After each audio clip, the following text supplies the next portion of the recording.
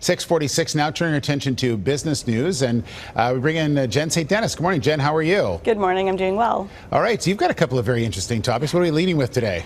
Well, let's start with whistleblowing. I think that's always a hot topic. So the Ontario Securities Commission has introduced its first whistleblower tip program. So they're promising to pay up to $5 million for people who come forward with tips about things like fraud or insider trading, that kind of thing. Now, this is kind of new for Canada. This has been in place in the United States for years. There's actually a whole industry of law firms who specialize in representing whistleblowers.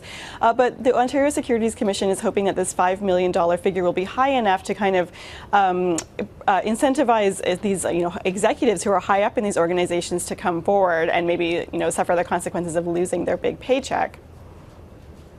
Okay, we'll see how that goes and if it happens, and whether or not it spreads elsewhere in the country as well. Yeah, for sure. Okay, let's talk about inflation numbers. We always like to look at these to see sort of the state month by month.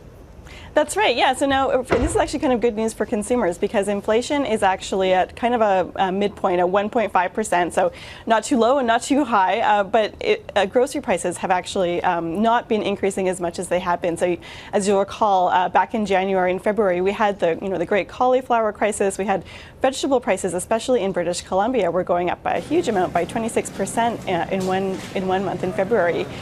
So those prices are not rising as fast as they have been. They're rising at 1.8%. So it's still rising, but by the lowest amount that we've seen in 2 years. Now, the other important factor in these numbers were gasoline prices. Gasoline prices have been dropping 7% when you look at the year-over-year figures. Now, we probably haven't been seeing this, right at the gas pump, because when you look at the month-to-month figures, they went up 4%. But that was an important factor in keeping inflation lower this month. Okay, Jen, thank you very much. If you want some more details from Jen, go to BIV.com for all of that. Have a great weekend, Jen. You too. All right.